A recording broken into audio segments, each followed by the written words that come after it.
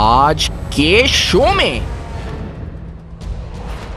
सियासी इंतशार उरूज पर पहुंच गया।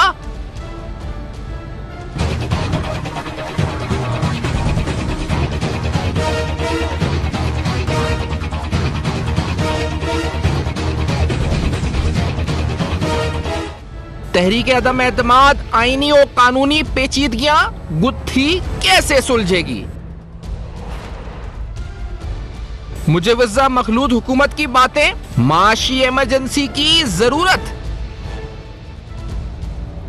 अद्वियात की किल्लत के संगीन खदशात, दवासाज कंपनीज ने हड़ताल पर जाने का ऐलान कर दिया। अस्सलाम वालेकुम। पस पर्दा हकायक सनसनीखेज इंकशाफात प्रोग्राम बेनकाब में हूँ आपके साथ सफ़ान खान। सियासी माहौल पेचीदा से पेचीदा तर होता जा रहा है। हमने देखा कुछ देर कबल इस्लामाबाद में सिंध हाउस में जो कुछ हुआ, उसके बाद यहाँ पर गवर्नर हाउस कराची में भी पाकिस्तान पीपल्स पार्टी के कारकुनान जमा होने की इत्तलात आई। लेकिन ये तमाम जो मनाजिर हम अपनी स्क्रीन पर देख रहे हैं, इसका मुल्क की सियासत और जो सियासी दर्जे हरारत में इजाफा तो हो रहा है यकीनी तौर पर, लेकिन पाकिस्तान की मईशत जिसकी वैसी साख हिली हुई है, जिस पर वैसे ही बड़े सवालात हैं, जो हम कर्जे ले लेकर मुल्क जिस तरह से चला रहे हैं, इस पूरी सूरत हाल के अंदर जैसे कहा जाए तो एक इमरजेंसी की सिचुएशन सी ऐसी नज़र आती है। पाकिस्तान के फॉरेन रिजर्व मुसलसल गिर रहे हैं और ऐसी सूरत हाल में जब OIC कॉन्फ्रेंस होने वाली है, 48 फॉरेन मिनिस्टर्स आने वाले हैं, ऐसी सूरत हाल के अंदर जब पाकिस्तान को बेशुमार चैलेंजेस दरपेश हैं माशी फ्रंट के ऊपर, टेररिज्म के फ्रंट के ऊपर, आज जो हम मनाजिर अपनी स्क्रीन पर देख रहे हैं, इससे लग रहा है कि सियासी इंतशार अपने उरूज पर पहुंच चुका है। जिस तरह से हम देख रहे हैं कि सियासी जमातों पर जो रद्द-ए-अमल भी सामने आया, वफाकी वज़ीर इत्तलात ने कुछ देर पहले कहा है जी कि यहाँ से लोटो को शिफ्ट कर दिया जाए ताकि हम कब तक कारकुनान को संभालेंगे। कुछ देर कबल हमने देखा कि असद उमर साहब ने भी इस पर नोटिस लिया, जो सेक्रेटरी जनरल है पाकिस्तान तहरीक इंसाफ के, उनकी तरफ से कहा गया कि तमाम कारकुनान को वहाँ से मना कर दिया गया कि वहाँ ना जाएँ। लेकिन साथ साथ पुलिस का एक्शन भी हुआ। लेकिन जितनी रिपोर्टर्स से मेरी इस प्रोग्राम से कबल बात हुई, वो बता रहे थे कि जिस वक्त ये सब कार्रवाई चल रही थी, घंटा, 1.5 घंटा, 2 घंटा, उस वक्त पुलिस चाहती तो इस मामले को रोक सकती थी, लेकिन ऐसा नहीं हुआ। उसके बाद फिर हमने देखा कि शेख रशीद साहब आए और उन्होंने ऐलान किया, IG को कहा कि वो संभाले सिचुएशन को और इन तमाम कारकुनान को गिरफ्तार करें। उसके बाद कारकुनान तकरीबन 12 से 15 कहा गया गिरफ्तार हुए और तकरीबन 2 पाकिस्तान तहरीक इंसाफ के MNAs, जिसमें फहीम खान भी शामिल है जिनका ताल्लुक कराची से है, इनको गिरफ्तार किया गया। और फिर इस पूरी सूरत हाल के बाद जो जिस तरह की बयानबाजी आई, इससे लगा ये कि मामला शायद पॉइंट ऑफ नो रिटर्न की तरफ बढ़ रहे हैं। सियासी सूरत हाल क्या रुख लेगी, इस पर सवालात उठाएंगे, लेकिन साथ साथ पाकिस्तानी मईशत पर भी निगाह डालेंगे और आईनी और कानूनी पेचीदगियां जो तहरीक अदम एतमाद से जुड़ी हुई हैं, इन पर भी आज के प्रोग्राम में सवाल कि आखिरकार ये गुत्थी कैसे सुलझेगी। लेकिन साथ साथ आज आपको एक और खबर जो चौकन्ना कर देगी, वो ये है कि पाकिस्तानी मईशत तो है ही अपनी जगह इंपॉर्टेंट, लेकिन पाकिस्तान में फार्मास्यूटिकल कंपनीज की तरफ से, फार्मास्यूटिकल मैन्युफैक्चर एसोसिएशन की तरफ से एक हड़ताल का ऐलान किया गया। तकरीबन 600 कारखाने यानी 600 फैक्ट्रीज बंद करने का ऐलान पाकिस्तान फार्मास्यूटिकल मैन्युफैक्चर एसोसिएशन अगले हफ्ते से कर रही है। हुकूमत होश के नाखून ले, क्योंकि जिस तरह की सूरत हाल बन रही है, एक तरफ पेट्रोल डीजल की किल्लत के खदशात का इजहार हो रहा है, डॉलर की कीमत बढ़ रही है, दूसरी तरफ अद्वियात कंपनी अगर हड़ताल पर चली जाती हैं तो एक बदतरीन किल्लत का शिकार शायद पाकिस्तानी हो सकते हैं अद्वियात के हवाले से, जिसमें बेसिक नेसेसिटीज भी शामिल हैं, यानी वो अद्वियात जो लाइफ सेविंग ड्रग्स होती हैं वो भी शॉर्ट हो सकती है मार्केट से। तो लेट्स टेक अ ब्रेक। इस ब्रेक के बाद आएंगे इस पूरी सूरत हाल के ऊपर और माशी और कानूनी आईनी हर नुक्ता नज़र से आज के प्रोग्राम में गुफ्तगू होगी। इस ब्रेक के बाद हमारे साथ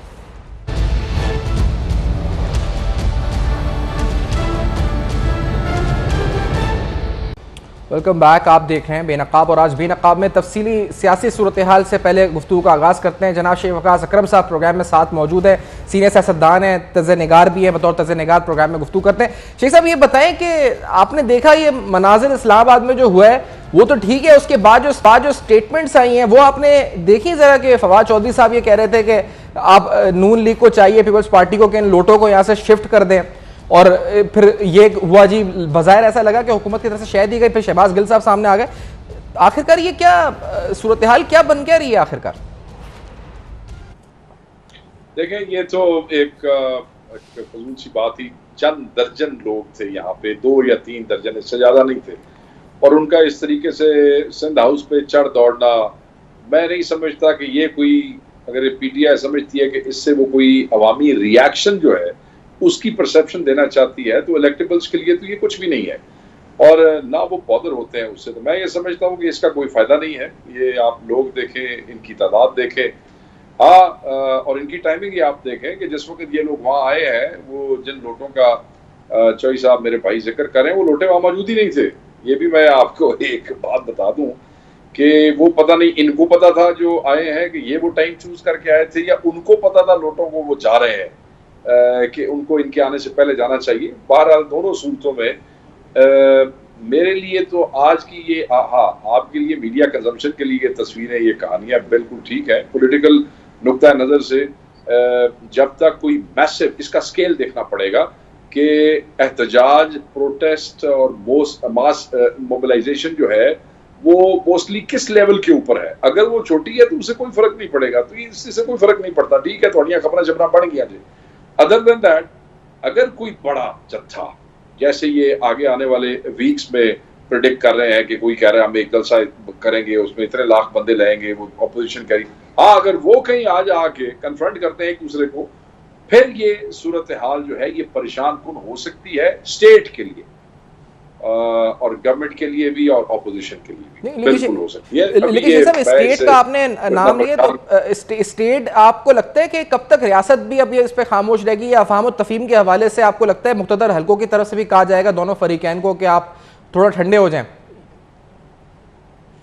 सर अभी तक तो ये सारी की सारी आप भाई है, ये सारी जंगें तो ये थोड़े अपना टॉक शोज थे, ट्विटर थे, फेसबुक थे, पर आज 3 दर्जन बंदे तुसी वेखे गेटा दे चढ़ते हुए। अभी तक तो कोई इस जगह पे बात पहुंची नहीं है कि जहां पे जाके स्टेट ने कहा कि बंदे दे बच्चे बन जाओ, अफवाम तफहीम करो, इन पाकिस्तान का नुकसान हो जाएगा। ये तो मतलब है कि सब्जी की कीमत बढ़ने पे जो एहतजाज होता है उसमें भी बंदे इससे ज्यादा होते हैं। तो एक केड़ा शर्म दिवान गया ऐसा नहीं, तेरा आप शर्म करनी चाहिए। तो मैं नहीं समझता कि अभी चीजें उस हद पे, हाँ अगर पहुंच गई, जब पहुंचेगी तो चीजें खुद ब खुद एक्टिव हो जाती है ना। पाकिस्तान का नुकसान तो स्टेट नहीं होता देख सकती और ना देखना चाहिए। सही। अच्छा इसी से आपसे गुफ्तगू हुई थी इससे कबल, जब स्टेट बैंक का बिल अप्रूव हो रहा था, तो आपने बताया था कि अपोजिशन भी चाहती है कि ये तमाम चीजें इनके दौर में हो जाए, पीटीआई के दौर में, और इस वजह से अपोजिशन भी सिर्फ नुमाइशी तौर पर जिसे कहा जाए ना कि अपना एहतजाज रिकॉर्ड कराएगी, दरअसल अपोजिशन कुछ नहीं करेगी। लेकिन अब जो सूरत हाल बन रही है, अपोजिशन तो हुकूमत में आना चाहती है। हम सब जानते हैं कि एक हफीज शेख साहब मुआहदा कर चुके हैं 2019 में IMF के साथ, तो उस बुनियाद के ऊपर अपोजिशन के लिए कितने मुश्किलात होंगे आगे अगर मखलूत हुकूमत बनती है। मैं फैसल जावेद साहब को भी इंट्रोड्यूस करा रहा हूं प्रोग्राम में। सेनेटर फैसल जावेद साहब भी पाकिस्तान तहरीक इंसाफ के सीनियर रहनुमा साथ मौजूद है। जी शेख साहब। मैं ये समझता हूँ कि वो जो आपने जिसका जिक्र किया, आपने सवाल बड़ा कीमती किया और बड़ा अहम किया, और ऑब्वियसली इस सवाल का शायद खुल के कोई जवाब भी नहीं दिया जा सकता, मगर मैं फिर भी कोशिश करूंगा कि आपको खुल के जवाब दूं। देखें, ये ऑपोजिशन जो थी, मैं ये समझता हूँ कि बिल्कुल ये इस प्लान में नहीं थी कि ये हुकूमत को गिरा देती या हुकूमत के खिलाफ मोबिलाइजेशन करती। ना आप देख लें, मरीम नवाज साहबा से लेके मियां नवाज शरीफ तक सबके माजी के बयान ने कहा कि हम गवर्नमेंट को तो गिराना ही नहीं चाहते, हम तो चाहते हैं कि 5 साल पूरे करें। जरदारी साहब बार बार इसके ऊपर बड़ा वाज़ेह बयान कर चुके हैं। तो सवाल ये बनता है कि अचानक इनको क्या हो गया। अचानक देखें जिस तरीके से रफ्तार तेज हो गई केसेस की, तो इन्हें शायद ये महसूस हुआ कि अगर 6 महीने, अगर शेख साहब अगर याद नहीं, और जी ये बात बड़ी अहम है जो आप कहने जा रहे हैं कि आगे क्या आपको क्या लगा कि हुआ क्या अचानक से, क्योंकि फैसल जावेद साहब कुछ ही देर को साथ हैं लम्हों को, तो फैसल जावेद साहब आपसे पूछूंगा कि हिकमत अमली तय क्या हुई है आज आपके इजलासों में और किस तरह आप लोग अब रोकेंगे इन अरकान को। फैसल जावेद साहब।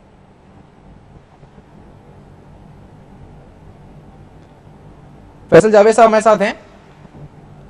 चलिए जी, अभी फैसल जावेद साहब से बात नहीं, अभी हम शेख वकास साहब से बात कंप्लीट करें। शेख साहब आप फरमाएं, आप जो कह रहे थे कि कितना मुश्किल आपको लगता है कि ये फिर क्या एकदम क्यों ये चेंज ऑफ माइंड हुआ है अपोजिशन की तरफ से? इस 2 तरह की चीजें हैं, एक मैं बयान कर सकता हूँ, एक मैं बयान नहीं कर सकता। अच्छा, जो मैं बयान कर सकता हूँ वो मैं आपको बता देता हूँ। इनको ये अंदाजा था कि अगर जिस रफ्तार से अचानक केसेस जो है वो इकट्ठे चीजें आगे की तरफ जा रही हैं, अगर पीटीआई की हुकूमत रह गई कुछ 1 महीने, तो शायद बहुत से अपोजिशन लीडर्स जो है वो उनमें से मेजॉरिटी जो है कन्विक्ट हो जाएगी और उनको सजा हो सकती थी, बहुत सी और चीजें सामने आ सकती थी। अच्छा। और तीसरी बात यह है कि खान साहब ने गलत क्वार्टर्स के अंदर गलत मैसेजेस जो है वो भेज दिए थे। जहाँ नहीं अड़ना चाहिए था वहाँ खान साहब कहते ऐसे हैं, जरा ये कहते हैं कि वहाँ अड़ गए, और हमेशा जब वो दोस्त आपकी कमर पे खड़े हों उस वक्त माहौल और होता है, और जब दोस्त छोड़ जाएं फिर अचानक बंदा अपने आप को बेयारो मददगार महसूस करता है। तो एक तो दोस्त भी छोड़ रहे, और दूसरा अपोजिशन को ये खदशा हो गया कि बहुत सा नुकसान हो जाएगा अगर इमरान खान 6 महीने और रह गया उनका जाती तौर पे मेन लीडरशिप का। इसलिए तो उनके पास, और इसमें मैं ये समझता हूँ नून लीग तो है वो तो ट्रैप हो गई, वो तो चाहती नहीं थी, वो तो पीपल्स पार्टी ने उनको जो है वो अपनी बातों में बहला फुसला के तो फंसा लिया, और सिर्फ एक सिंध हाउस जो है वो मेजबानी के तौर पे दे के सारी की सारी तहरीक का क्रेडिट जो है वो पीपल्स पार्टी लिए जा रही है। नून लीग तो मतलब वो कहते हैं ना, वो अगली सफ के पीछे से बंदे उछल के देख रहे होते हैं कि साडा भी ना आ जाए। तो ये तो जरदारी साहब ने बड़ा हैंड कर दिया है नून लीग के साथ। तो लेकिन अब इसका सियासी फायदा नून लीग को तो नहीं लग रहा कि होगा, किसको फायदा, किसको ये सब चीजों का होगा, आपको क्या लगता है? देखिए अल्टीमेटली तो फायदा उसी को होता है जिसकी ऑन ग्राउंड वोट ज्यादा होते हैं, और ये बैटल ग्राउंड जो है नेक्स्ट जब इलेक्शन होने हैं तो मेन पंजाब में होगा, और पंजाब में ज्यादातर वोट जो है वो नून लीग के है पीपल्स पार्टी की निस्बत। People's Party is merely trying to build its own space, वो अपना टर्फ डिफाइन करने की रीडिफाइन करने की कोशिश कर रहे हैं पंजाब में। वो कहते हैं हमें पंजाब में कुछ मिल जाए, तो उनकी ज्यादा कोशिश ये है। सिंध पे वो अपना वैसे ही वो समझते हैं इजारादारी। तो मैं ये समझता हूँ कि इसमें अल्टीमेटली फायदा तो PMLN को होगा, मगर जिस तरीके से पीपल्स पार्टी पेनिट्रेट करती जा रही है, खुदा न खास्ता अगर ये गवर्नमेंट चली जाती है तो उसके बाद ये बाद में इनकी आपस की लड़ाइयां शुरू हो जाएंगी कि तुम्हारे हिस्से में क्या आया और मेरे हिस्से में क्या आया। तुमने देखे ना जब सेनेट का इलेक्शन गिलानी साहब का हुआ तो नून लीग वाले नाराज हो गए कि तुम्हारा तो हमारे से वादा था कि अगर तुम हार गए या जीत गए तो उसके बाद सेनेट के चेयरमैन के लिए कौन इलेक्शन लड़ेगा, याद है आपको जी? उस पर लड़ाई हो गई थी। उन्हें कहते हमारे साथ वादा करके दौड़ गए, केड़ी गारंटी है कि पीपल्स पार्टी वादे करके दोबारा नहीं दौड़ जाएगी? लेकिन लेकिन जैसे मैं कह रहा था कि IMF के साथ मुआहिदा हुआ है हफीज शेख साहब का साल 2019 में, वो उस मुआहिदे में तो अमल करना होगा, या फिर ये तमाम मिलकर क्या किसी दूसरे मुल्क से पैसा लेकर आएंगे? पाकिस्तान की जो माशी हालात है उसको बेहतर करने के लिए कोई दूसरा मुल्क पैसा देगा? कोई इन्होंने सोचा तो होगा ना नक्शा क्या होगा मुस्तकबिल के मंजरनामे का, चले मखलूद हुकूमत बना भी लें, लेकिन इनको उन मुआहिदों पे अमल करना होगा जिन पर अमल करना अब और मुश्किल हो गया, जिस तरह के अब हालात हो गए हैं माशी। ज़फ़ान मियां, ये पाकिस्तानी सियासी क़यादत इतना जो मुल्क के बारे में सोचती तो आज मुल्क के ये हालात होते। ये तो वारीदी लड़ाई है भाई मेरे, ये वारीदी लड़ाई है, वारीदी कि मेरी वारी है बस खान नूं कड्डो मैनू लैके आओ, और वारीदी लड़ाई तो बाद अगली लड़ाई हो जाएगी कि नहीं तेरी वारी है या मेरी वारी है, ठीक है ना?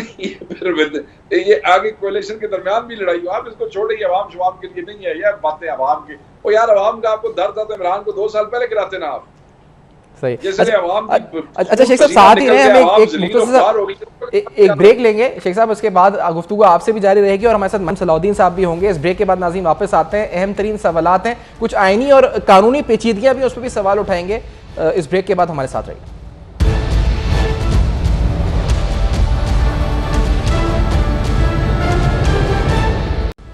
Welcome back. आप देख रहे हैं बेनकाब, और इस सियासी सूरत हाल में कुछ कानूनी सवालात और आईनी सवालात भी हैं। सलाउद्दीन अहमद साहब भी हमारे साथ मौजूद हैं, सीनियर माहिर कानून है, माहिर आईन और कानून है। सलाउद्दीन साहब का बहुत शुक्रिया प्रोग्राम में आपने ज्वाइन किया। ये फरमाइएगा कि जो आर्टिकल 63A है, पहले तो क्या ये रिस्ट्रिक्टिव है नेचर में, यानी क्या ये प्रोएक्टिवली किसी पार्टी हेड को ये ताकत देता है कि वो वोट अपने MNA को रोक सके कि वो वोट ना दे? जी शुक्रिया। देखिए बुनियादी तौर पे जो पार्लियामेंट्री हेड है जी, वो किसी भी पार्लियामेंटेरियन को रोक नहीं सकता कि वो अपना जो आईनी हक है कि हाउस में असेंबली में जो कार्रवाई है उसमें हिस्सा ले, उसमें डिबेट में शामिल हो, उसमें वोट डाले वगैरह। ये तो कोई भी पार्टी हेड हो या कोई भी स्टेट फंक्शनरी हो, वो किसी पार्लियामेंटेरियन को नहीं रोक सकता। 63A में सिर्फ इतनी बात लिखी है कि अगर जो वोट ऑफ कॉन्फिडेंस या नो कॉन्फिडेंस हो, या कोई बजट हो, या प्राइम मिनिस्टर की इलेक्शन का मामला हो, चीफ मिनिस्टर की इलेक्शन का मामला हो, या कॉन्स्टिट्यूशन अमेंडमेंट बिल, इन 3-4 इश्यूज पे अगर कोई मेंबर जो है वो पार्लियामेंट्री हेड की हिदायत के खिलाफ वो वोट कास्ट करता है, तो फिर पार्लियामेंट्री हेड को ये हक हासिल है कि वो उसको नोटिस दे और वो उसे कहे कि आपने पार्टी से आप डिफेक्ट कर गए हैं, और अगर वो शो कॉज नोटिस के बाद वो पार्टी हेड को मुतमईन ना कर पाए वो पार्लियामेंटेरियन, तो फिर पार्टी हेड जो है वो एक डिक्लेरेशन देगा कि ये पार्टी से डिफेक्ट कर गया है और ये पार्लियामेंटेरियन, और वो जो डिक्लेरेशन है वो स्पीकर ऑफ द हाउस को भी भेजेगा और ये इलेक्शन कमीशन को भी भेजेगा।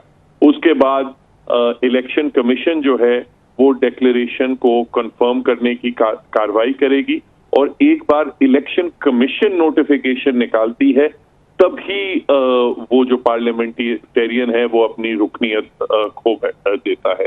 तो ये जो तमाम कार्रवाई है, जाहिर सी बात है ये तभी शुरू होगी जब कोई वोट पार्टी हेड की डायरेक्शंस के खिलाफ कास्ट होगा।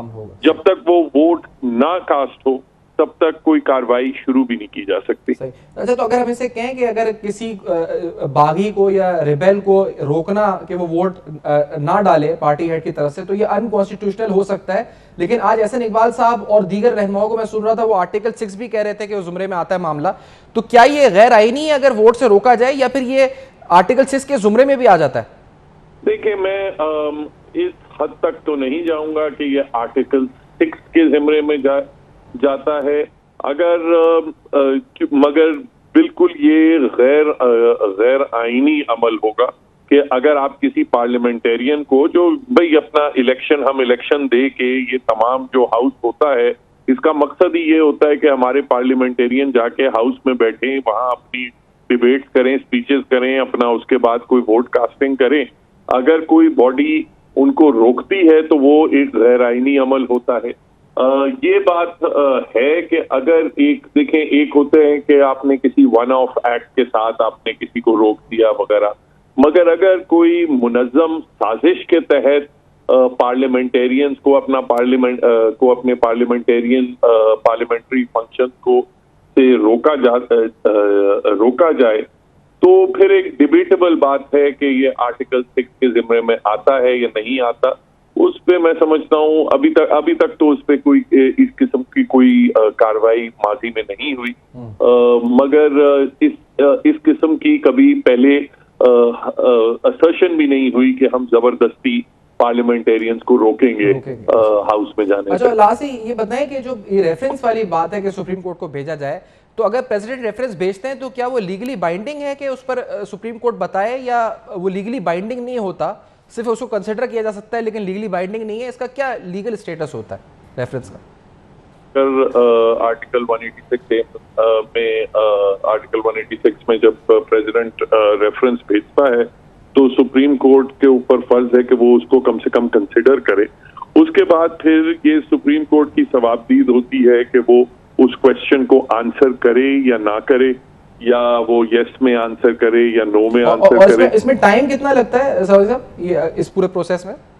तो डिपेंड करता है सुप्रीम कोर्ट के ऊपर कि वो एक दिन में ही सुन के कोई एडवाइस दे देती है, अपना ओपिनियन दे देती है, या जो माजी में रेफरेंस हुआ था सेनेट की इलेक्शंस में, जिसमें आपको याद होगा सुप्रीम कोर्ट से हुकूमत ने कहा था कि ये सेनेट की इलेक्शंस जो हैं ये ओपन होनी चाहिए, ये खुफिया नहीं होनी चाहिए, इसमें आप आर्टिकल की तशरीह करें। तो उसमें तो तकरीबन महीने से ऊपर लगा था।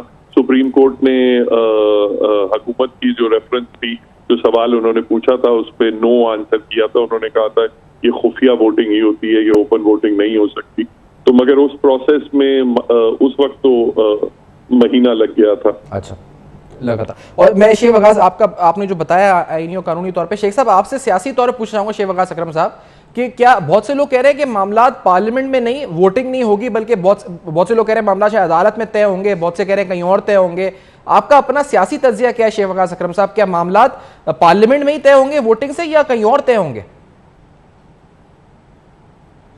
नहीं, मैं देखें ना, ये तो मुख्तलिफ सिनेरियोज हैं जो तज्जियाकार और लोग अपने अपने फलसफे और तज्जिए बयान कर रहे हैं मुख्तलिफ चैनल्स पे बैठ के। मैं ये समझता हूँ कि जिस नहज पे हुकूमत पहुँच गई है और जिस तरह के बयान हमारे सामने आ रहे हैं, इसको देखे हुए ये अंदाजा किया जा सकता है कि जिस दिन वोट ऑफ नो कॉन्फिडेंस होगा उस दिन हुकूमत का बिठाया हुआ स्पीकर जो है वो custodian of the house will not be go के आइडियली उनको न्यूट्रल ही होना चाहिए, मगर वो आपने देखा ना खान साहब न्यूट्रल के बारे में क्या कह चुके हैं, तो ऑब्वियसली वो असद कैसर साहब वो तो नहीं बनेंगे, तो वो कोई अगर अपनी पार्टी की जो लाइंस है उसको टो करते हैं और उस दिन अपने मेंबरान जो डिफेक्ट करके ऑपोजिशन के साथ खड़े हो गए हैं उनको कंट्रोवर्शियल कर देते हैं, उनके वोट को नई वोट मानते, कहते हैं मैं नई रूलिंग दे देते हैं, ठीक है ना, स्पीकर रूलिंग दे सकता है।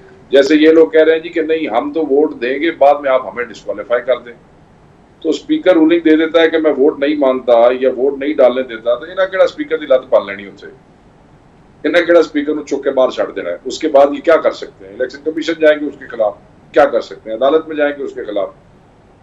इसका ये मतलब हुआ वोट ऑफ नो कॉन्फिडेंस से डिले हो गई ना, तमाशा तो बन गया उससे, सही ठीक है जी। अगर वो तमाशा बन जाता है और उस दौरान फिर हुकूमत को नजर आ जाता है भाई कौन से बाज़मीर लोग हैं जिनका ज़मीर है इलेक्शन से कुछ चंद महीने पहले जाग गया है, कई ये ऐसे ने जिन्हों का ज़मीर अज तो 3 साल पहले भी जागया सी जदों ये अपनी पार्टियां छोड़ के पीटीआई च आए सन, तो उसके बाद अगर जो स्पीकर है उसके खिलाफ ये जाते हैं तो आराम से 15 दिन 20 दिन महीना 1.5 महीना वो डिपेंड करता है अदालत क्या फैसला करेगी, तमाशा एक तरफ लग जाएगा। मैं ये समझता हूँ कि अभी तक के बयानात हालात देख के तो यही लगता है कि फैसला उस दिन कोई नहीं होना, ये फैसला कहीं बाहर ही होना है, चाहे इलेक्शन कमीशन में हो चाहे ये कहीं, देखे ना ये सियासी लोग हैं, इन्हों की हुकूमत जा रही है, इनसे आप बहुत ज्यादा कानून और आईन का पाबंद और ये ठीक है अच्छी गल्लां ने साडे इत्थे डिस्कशन करने वास्ते, मगर ये बड़े जालिम हो जाते हैं, चाहे ऑपोजिशन हो चाहे गवर्नमेंट हो, जब इनकी कुर्सी जा रही हो तो ये हर हद तक चले जाएंगे और बाद में जस्टिफाई कर देंगे। कोई बड़ा लफाजी करता हुआ बंदा मेरी जगह पे बैठा होएगा और वो सारे गलत एक्शन जस्टिफाई कर देगा, ठीक है जी, तो कहेगा जी माजी में भी ऐसा हुआ था फलान भी। तो मैं ये समझता हूँ कि ये ऐसा हो सकता है, इसकी पॉसिबिलिटी है। उसके बाद ये वोट ऑफ कॉन्फिडेंस रह जाती है सिर्फ इत्तेहादियों के ऊपर। तो मेरे भाई गल अगर इत्तेहादियां आ गई ना, वो कहते रहे कि तो फिर ये फैसला आखिरी रात ही होना है, होना क्या है सही। ये बहुत ज्यादा एक्साइटमेंट की जरूरत नहीं है अभी, ये जिनके हर घंटे बाद एक व्हाट्सएप मैसेजेस आ रहे हैं कि मैं फलाने हल्के का एमएन हूँ और मेरा जमीर जाग गया है, कब्ज़र बेशरम लोग हैं। मैं ये समझता हूँ कि अदालत के अंदर चीजें आ रही हैं तो ये फैसले हो जाने चाहिए वंस एंड फॉर ऑल। ऐसे जमीर फरोशों का फैसला कर देना चाहिए अदालत को भी। सुप्रीम कोर्ट की एक रूलिंग मौजूद है ताहयात नायली के हवाले से, याद रखिएगा, एग्जैक्टली, जिसमें उन्होंने कहा है कि जब तक लॉ अमेंड नहीं हो जाता उससे ताई ताहयात नायली जनाबी आपका शुक्रिया। तो ये कंफ्यूजन जो है ये नुकसान। मैं आपका बहुत बहुत शुक्रिया अदा करूंगा, आपने तज़िया दिया अपना इस पूरी सूरत हाल के ऊपर। सीनियर सियासतदान शेख बगास अकरम साहब थे, सलाउद्दीन अहमद साहब साथ थे। इस ब्रेक के बाद नाज़रीन एक अहम तरीन मामला जो रिसेंटली उभर के सामने आया है, दवासाज कंपनियां हड़ताल पर जा रही है। पाकिस्तान फार्मास्यूटिकल मैन्युफैक्चर एसोसिएशन कह रहा है कि 600 फैक्ट्रियां बंद कर देंगे अगले हफ्ते से। वो क्या कह रहे हैं और क्यों कह रहे हैं ये जानेंगे इस ब्रेक के बाद, हमारे साथ रहिए।